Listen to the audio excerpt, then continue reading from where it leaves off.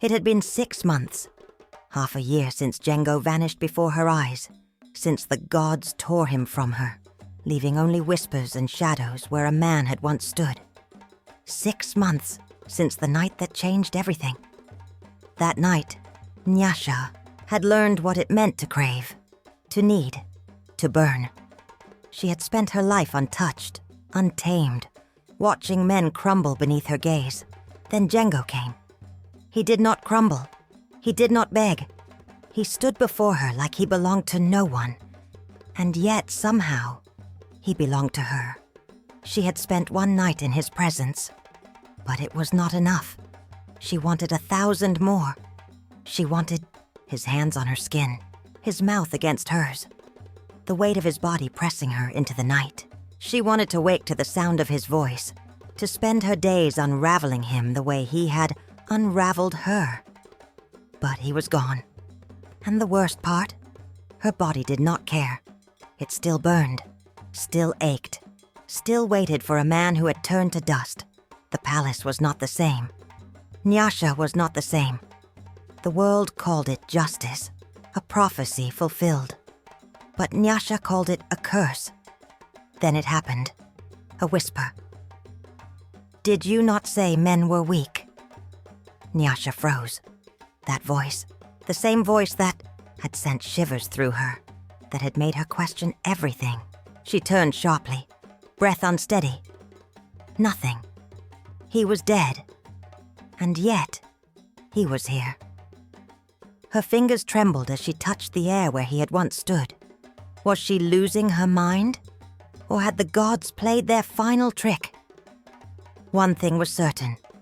Jengo was not finished with her.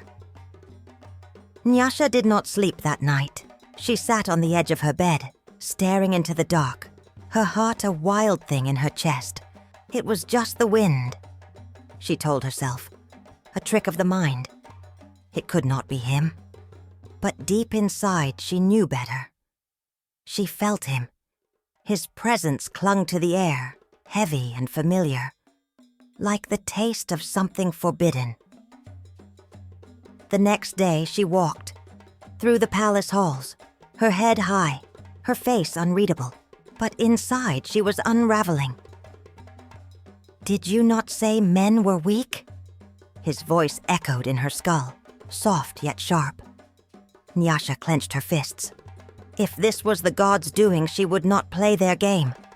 But the gods were not done with her. That night, as she bathed in the warm waters of her private chamber, steam curling around her, she felt it again, a whisper against her skin. "Did you miss me, princess?" Her breath caught. She turned swiftly.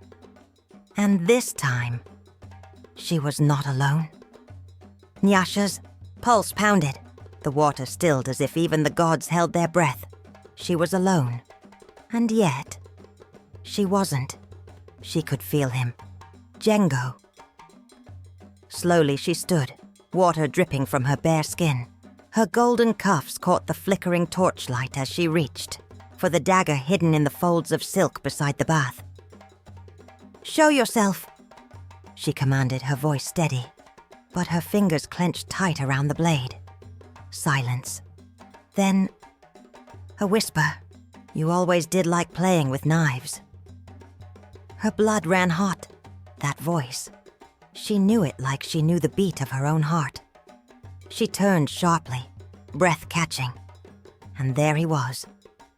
Jengo stood at the edge of the chamber, cloaked in shadows, watching her with that same unreadable expression. His dark robes clung to his form, as if he had never left. Nyasha gripped the dagger tighter, forcing herself to breathe. "You are dead." A smirk ghosted across his lips. "Am I?" Her pulse raced. The gods were toying with her, and she was not sure she wanted them to stop. Nyasha's grip tightened around the dagger, but her hands were slick with water. Jengo should not be here. He had turned to dust before her very eyes, yet here he stood, watching her as if he had never left, as if he had never died. She took a slow step forward, testing him. He did not move, did not blink. Was he real? Or had the gods driven her mad? "Speak," she ordered. "Tell me how you stand before me when you should be nothing but a whisper on the wind." Jengo tilted his head slightly, his dark eyes trailing over her in a way that made her skin burn hotter than the bathwater. She was still bare, still exposed, but he showed no shame, no hesitation. He was not afraid of her. He never had been. "You summoned me," he said simply.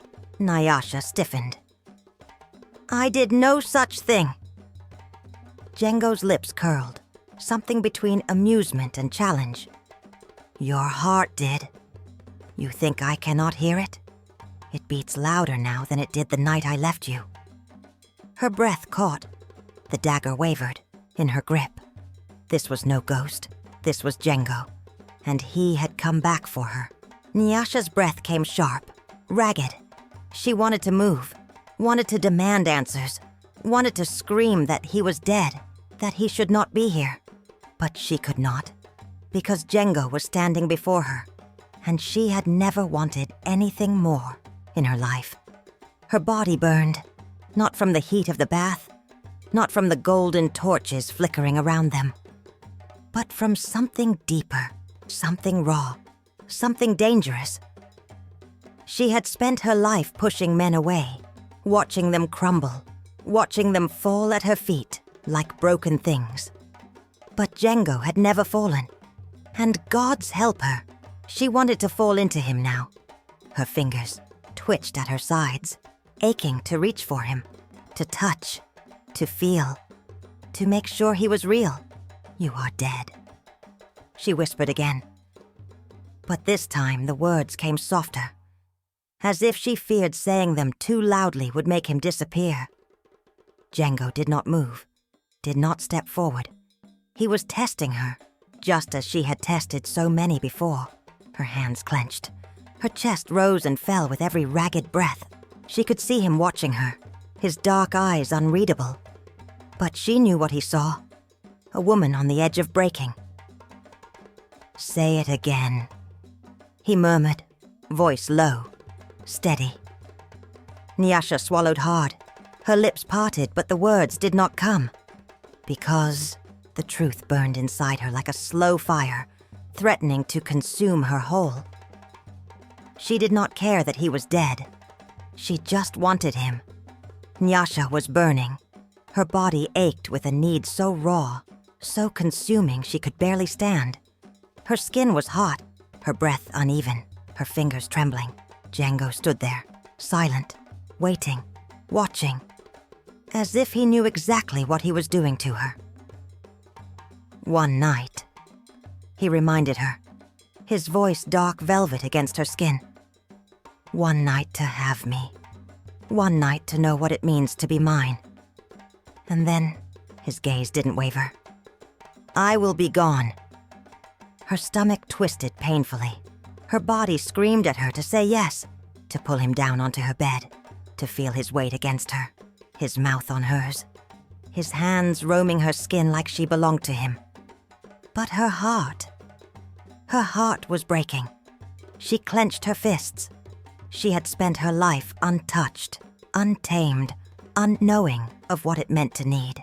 And now she was trembling, aching, desperate for a man she could not have. She needed his touch, but she could not bear to lose him. Her breath shuddered. "You ask me to choose between pleasure and forever?" Jengo's lips curled into something unreadable. "No, princess," he murmured. "I ask you to choose between what your body craves and what your soul cannot live without."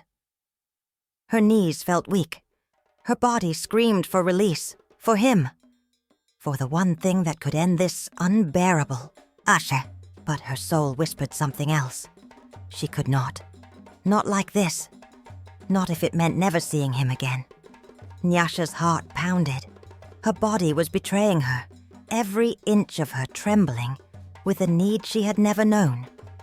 But she swallowed, hard, forcing herself to breathe, forcing herself to fight against the fire in her veins, because one night would never be enough. The silence between them was thick, suffocating. Jengo did not move, did not speak. But she saw it, the shift in his eyes, the way his body tensed, the way his breath deepened. She had chosen. And for the first time, he was the one who did not know what came next. The gods had offered her a simple trade. One night of pleasure, but an eternity of emptiness. And she had refused. She had denied herself the one thing she craved. His touch, his body, his love. Jengo studied her, his expression unreadable, but she saw the storm behind his eyes. Had he expected her to break? To give in? Perhaps. But Nyasha was not weak. She lifted her chin, her voice steady despite the fire still raging inside her. The gods set the rules, but they do not decide my fate. Jengo exhaled sharply, his jaw tightening. You do not understand what you have done. A sudden gust of wind rushed through the chamber, flickering the torches, making the shadows dance. Something was changing. Then, a whisper. Low. Ancient. Not his. Not hers. But something beyond them. Your sacrifice has been made. Nyasha's breath caught. Jengo straightened, his body going rigid. The gods had spoken. The firelight flickered again, casting strange shadows along the walls. Nyasha felt a shiver run through her, but she did not waver. Then tell me, she said, her voice strong. What have I sacrificed? The room fell still, the air heavy. Jengo's eyes darkened, and then the gods answered. The air crackled with power. Nyasha's breath came slow, steady. But inside her heart thundered. She had made her choice. She had defied the gods. And now, they had answered. The whisper swelled, ancient and cold, wrapping around them like unseen hands. The price has been taken. A sharp wind rushed through the chamber, and for the first time, Jengo looked afraid. Nyasha's stomach twisted. What had they done? Her fingers clenched at her sides. Tell me, she demanded, her voice fierce. Jengo's gaze flickered to her. Not with challenge, not with amusement, but with something she had never seen before. Pain. He exhaled, slow and deep. Nyasha, look at your hands. She froze. Her fingers trembled. Slowly, she lifted them and felt her blood run cold. The golden cuffs that had once gleamed on her wrists were gone. In their place, dark, curling markings appeared on her skin, ancient symbols, deep and pulsing with power. Nyasha's breath came sharp. No, this wasn't possible. She turned to Jengo, but his expression was already filled with knowing. You didn't sacrifice me, princess, he murmured, voice rough. You sacrificed yourself. The realization hit her like a blade. Her kingdom, her throne, her mortality. The gods had given her what she wanted. Jengo was hers. But she no longer belonged to this world. Nyasha staggered back, her chest rising and falling. She had not saved him. She had become like him. A legend, a whisper, a curse. Jengo stepped forward, reaching for her, but this time when he touched her, she felt it. His warmth, his presence, his love. Nyasha's lips parted in a slow, shaking breath. The gods had bound them. But at what cost? Jengo smirked, his fingers sliding against hers. Looks like forever just became real, princess. And this time he would never leave her again. Nyasha's body felt strange, lighter, yet heavier, untethered, yet bound. The air around her was different. It no longer carried the weight of duty, the whispers of her people, the unspoken expectations that had ruled her entire life. She had spent years commanding, ruling, watching men crumble beneath her gaze. Now she was no longer their princess. Her kingdom still stood, but it no longer belonged to her. She lifted her hands again, staring at the dark markings curling against her skin, the proof of her sacrifice, the chains of her choice. Her chest rose and fell, her breath shallow. She was no longer mortal, no longer tied to the world she had once known. She had given it up for him. A part of her should have felt regret, should have screamed, should have mourned what she had lost. But all she could feel was him. Jengo was still in front of her, real, solid, alive. His fingers curled around hers, not slipping through like mist, not fading like a cruel dream, but warm, firm, unbreakable. For the first time she could touch him, and God's help her, she would never let go. Her voice was a whisper, hoarse, disbelieving. "What have I done?" Jengo's lips curled into that infuriating smirk she had come to crave. "You made me yours." Her heart pounded. The gods had taken everything from her, except him. She should have been afraid. Instead, she let out a slow, shaking breath and whispered, "Then take me with you." Jengo's eyes darkened. His grip tightened. The air around them shifted. Nyasha's kingdom was behind her now, and she was never going back. Nyasha let Jengo pull her closer. His touch was real. His body was solid. His warmth undeniable. But something was wrong. Her skin still burned. Not from desire alone, but from something deeper. Something unnatural. She thought she had won. She thought she had claimed him. But as she stepped into the new world, the place the gods had bound them too. A strange sensation crawled beneath her skin. She swallowed hard, her pulse uneven. Jengo. He didn't speak, because he felt it too. The air around them was thick, charged, humming with something dangerous. Was this their freedom? Or had the gods only given her a new kind of hunger, one that could never be satisfied? Her body trembled, not from fear, but from something far worse. Had she escaped one curse, only to step into another? Jengo exhaled, his grip tightening around her wrist. His voice was low, unreadable. "Welcome to forever, princess." They found each other. But is it enough? Nyasha defied the gods. She lost her throne, her mortality, everything, all for Jengo.